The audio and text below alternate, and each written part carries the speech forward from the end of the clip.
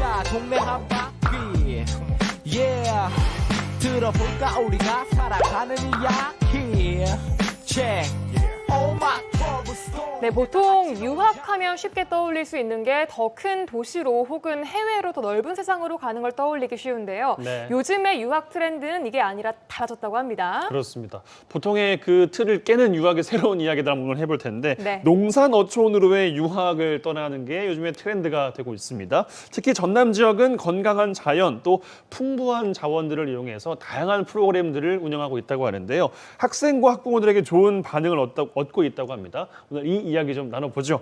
자, 전라남도 교육청 범미경 혁신교육과장님 모셨습니다. 어서 오십시오. 안녕하세요. 안녕하세요. 네.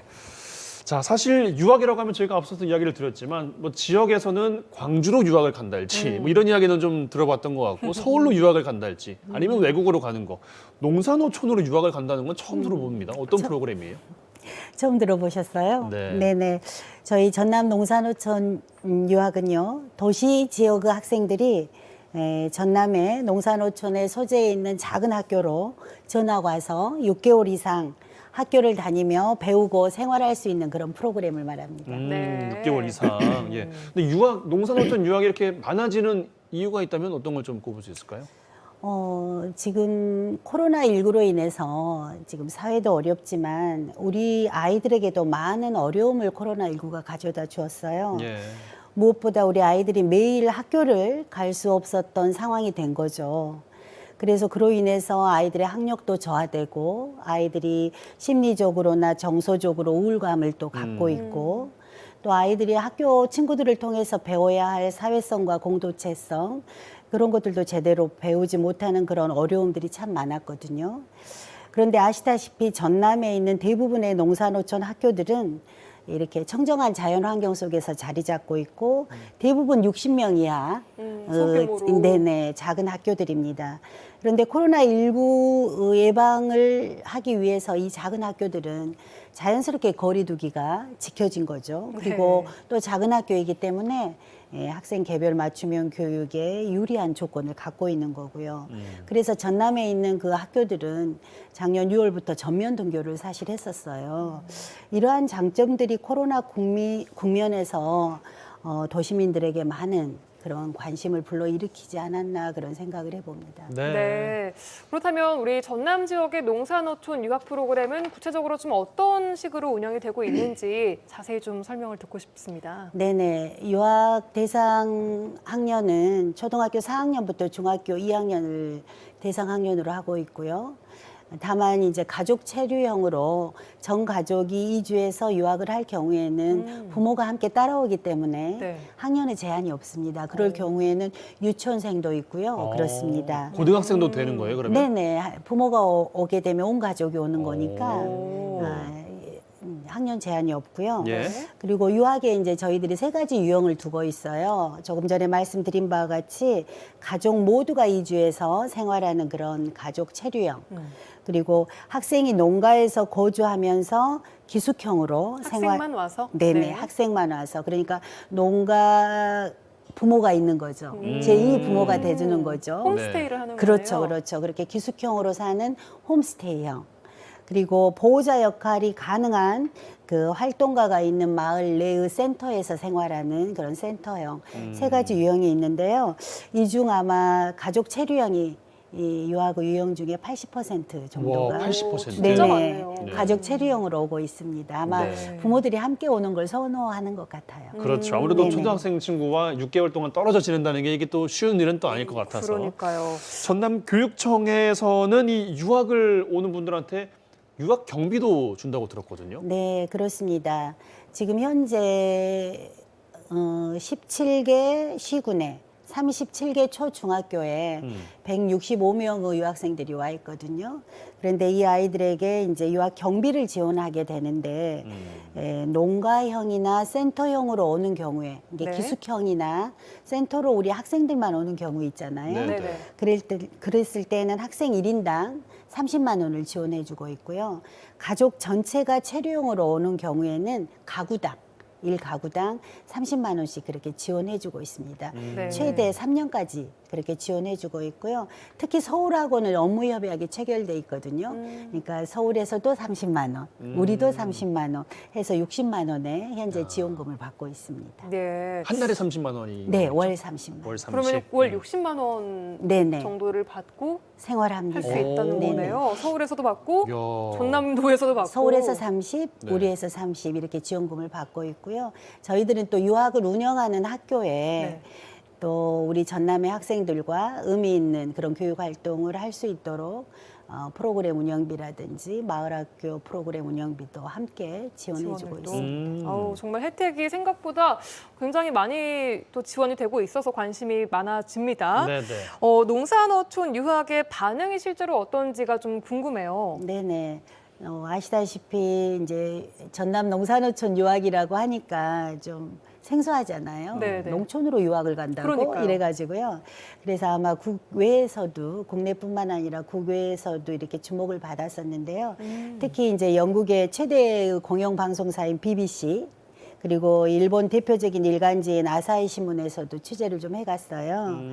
아마도 기후 위기나 또 인구의 그런 소멸의 위기, 특히나 이렇게 코로나 상황 등에 대응한 혁신적인 어떤 교육 정책, 교육의 대안이라고 평가를 했던 것 같습니다.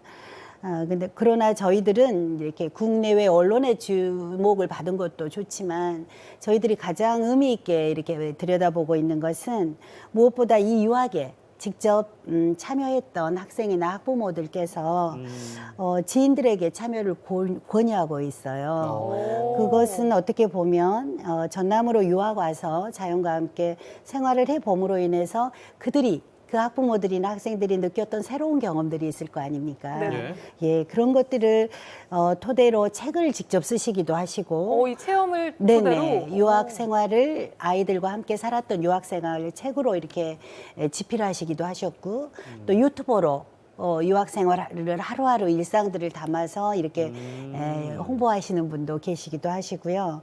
또 이렇게 농산어촌 유학에 대한 수기 공모전이 전국적으로 열렸나 봐요. 거기에 이제 우리 학부모님들, 학생들이 수기에 또 내셔가지고 대거 수상을 하는 그런 경우도 있었습니다.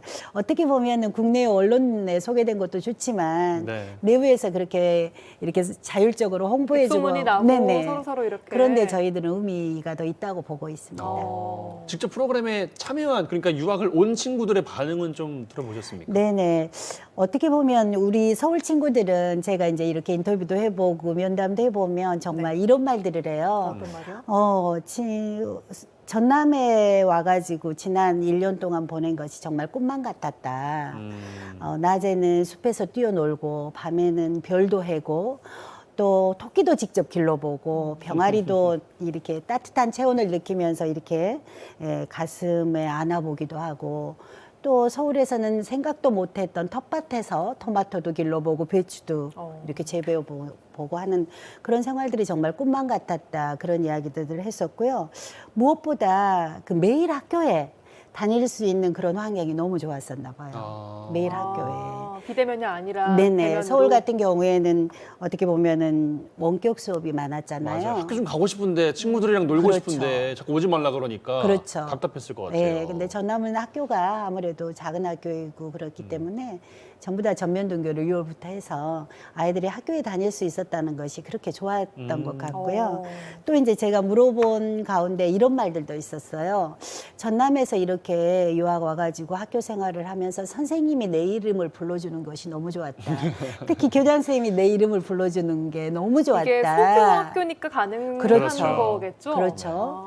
그리고 선생님과 눈을 늘 마주치는 게 너무 좋았다. 그리고 이를 통해서 내가 무슨 과목을 좋아하는지 알게 되었다. 그리고 내가 무엇에 재능이 있는지 발견하게 되었다. 이런 말들을 했었거든요. 그런 거 굉장히 의미가 있지 않나 그러네요. 그렇게 생각하고 그러니까요. 있어요. 네. 정말 생생한 후기들을 들으니까 학생들이 얼마나 네네. 좋아했는지가 더 느껴집니다. 그리고 이 165명 중에 지금 93명 정도 지금 학생들이 연장을 희망하고 있거든요. 그러니까 한 60% 정도가 연장을 희망한다는 것은 학부모나 학생들이 이 생활에 만족하고 있지 않나 그러겠어요. 반증이 그러네요. 나니까 생각합니다. 보통 그럼 이 농산어촌 유학 프로그램에 참여를 하는 학생들은 말씀하신 뭐 서울 친구들이 대부분인 건가요? 네, 서울하고 MOU를 체결했기 때문에 유학생 중에 한 90% 정도는 서울 친구들이 가장 많고요. 네. 그리고 나머지 10% 정도는 서울뿐만 아니라 인근에 있는 광주, 그리고 경기, 인천, 부산, 대구 이런 지역에서도 오고 있습니다. 네. 네. 이 농사노촌 프로그램이 그럼 전남만 있는 건 아닌 것 같은데 뭐 공모전, 수기 공모전 같은 것도 있다고 말씀하셨으니까. 그러니까 이렇게 기관으로 기관 대 기관으로 MOU를 체결해서 유학 사업을 시도교육청 단위에서 하고 있는 것은 전남이 처음이고요. 예. 네. 농식품부에서 운영하는 농촌유학센터라는 것이 있어요. 아. 거기는 이제 학생만 가는 건데 네. 거기는 농식품부에서 운영하는 그 유학 사업이 있기도 합니다. 지역은 여러 가지로 있는 거고. 네네, 전국에 다 있죠. 네. 네. 그러면은 전남 지역만의 이 농산 어촌 유학 프로그램의 장점이 있다면 어떤 걸 좀 듣고 싶으세요? 저희는 일단은 이 MOU를 체결해서 기관 대 기관으로 이렇게 유학생을 모집하고 또 이렇게 배정을 하고 지원을 위한 여러 가지 주택이라든지 그다음 프로그램 교육활동 지원비도 지원하고 있다는 그런 장점들이 있고요. 네. 또 이렇게 전남은 아시다시피 천혜의 자연환경을 지녔지 않습니까? 그 자연환경 속에서 신나게 뛰어놀 수 있다는 점, 그리고 전남에 많은 그런 작은 학교가 있는데 그 작은 학교에서 교사와 학생들, 친구들이 1대1 그런 맞춤형 교육들이 받고 있다는 점, 그리고 전남에 또 친환경 먹거리, 그리고 깨끗한 공기, 또 밀집도 낮은 학급에서 그렇게 더 건강하게 생활할 수 있다는 점, 이런 것들이 전남만이 지니는 그런 농산어촌 유학의 장점이 아닐까 생각해 봅니다. 네. 이런 많은 장점들을 유학생들이 누리고 가는 것도 좋지만 그 마을에 유학생들이 오고 가족들이 같이 오게까지 되면은 그 마을에 주는 뭐 이득이나 효과 이런 것들도 상당히 있을 것 같거든요. 네, 그렇습니다. 우리가 유학을 사업을 시작할 때에는 작은 학교를 살리고 싶은 마음도 있었고요. 그다음에 작은 학교가 살아남으로 인해서 지역에, 마을에 활력이 좀 불어넣었으면 좋겠다. 그런 생각들을 했어요. 근데 네. 사실 유학생들이 오니까 어린 아이들이 오고 그 어린 아이들을 젊은 학부모님들이 오니까 지역의 어르신들의 말씀이 마을에 웃음소리가 난다. 오. 아이들 웃음소리가 난다. 그리고 젊은 가족들이 마을에 살면서 활기가 넘친다. 이런 말씀들 하고 계시고요. 네. 또 이렇게 아이들이 있다 보니까 교육에 관심을 갖게 되다 보니까 이 지역 어르신들도 아이들의 교육에 관심을 가지게 되었고 또 유학 사업을 하면서 필요한 사항들을 교육청이나 지자체에 요구하기도 하고 그런 것들이 이렇게 유학 사업을 하는데 우리 지역민들이 함께 지혜를 모아주는 그런 영향을 가져오게 된 것 같습니다. 네. 네, 뭐 좋은 것도 참 많겠지만 사실 우리가 이사만 가도 새로 적응하는 데 이게 시간도 좀 걸리고 네, 네. 뭐 층간 소음 뭐 이런 것도 막 많잖아요. 네. 뭐 갈등 같은 거나 힘든 점 같은 거는 이야기 들으신 게 없습니까? 갈등이 당연히 있죠. 네, 한 학교에 학생을 보내는데 사람이 왔기 때문에 당연히 갈등은 있는 거고요. 갈등 중에 저희들이 가장 어려움을 겪고 있는 것이 그들의 주거 환경입니다. 서로 살아야 되니까. 그렇죠. 아무래도 6개월, 길게는 지금 1년까지 살고 있기 때문에 아무래도 생활이 좀 편리한 걸 바라겠지 않습니까? 네. 농촌에 왔으니까 농촌의 생활에 적응하면 좋겠다라는 건 마음이고 네. 그들도 좀 더 편안한 양질의 주택에서 생활하고 싶어 하기 때문에 그런 주택의 조건이 좋은 것을 많이 요구를 하세요. 원해요. 요구를 합니다. 그런데 저희 이제 교육청에서는 주택을 제공하는 데 있어서는 좀 제한적이잖아요. 예. 그래서 지자체의 도움을 많이 받고 있고 지자체에서도 또 많이 주택이라든지 모듈러 주택을 지원해 주기도 하고 빈집을 제공해 주시기도 하고 유학 경비도 지원해 주시기도 하고 많은 도움을 주고 있습니다. 그런데 이 유학생이 많아질수록 조금 전에 제가 가족 체류형이 80%를 차지한다고 했잖아요. 네. 그런 주택들이 부족한 거예요. 그런 어려움은 또 네네. 있겠네요. 지금도 저희가 내년도 지금 3기 유학생 모집하고 있는데 약 지금 300명 정도 희망을 했거든요. 오. 그런데 지금 주택이 충분하지 않아서 주택은 충분히 마련해 놨다 해도 자기들이 원하는 주택으로 들어가고 싶어 하기 때문에 예. 그런 것들이 저희들이 좀 겪고 있는 어려움이라고 할 수 있고요. 이걸 이제 타개하기 위해서 지자체라든지 농식품부라든지 범정부 차원에서 또 농협과 이렇게 협업을 해서 저희들이 또 해결해 가려고 노력하고 있습니다. 네. 예. 네네. 시간상 마지막 질문 드려야 될 것 네네. 같은데 300명이 신청을 했지만 그래도 하고 싶은 분들도 있을 수 있잖아요. 네네. 어떻게 학생들이 신청을 해야 될지 좀 여쭙겠습니다. 신청은 서울 같은 경우에는 서울에 현재 자기가 다니고 있는 재학하고 있는 학교에다 신청서를 제출하면은요 저희 도교육청에서 이제 그걸 수합해서 배정해서 서울로 최종 확정자 명단을 보내고 있고요.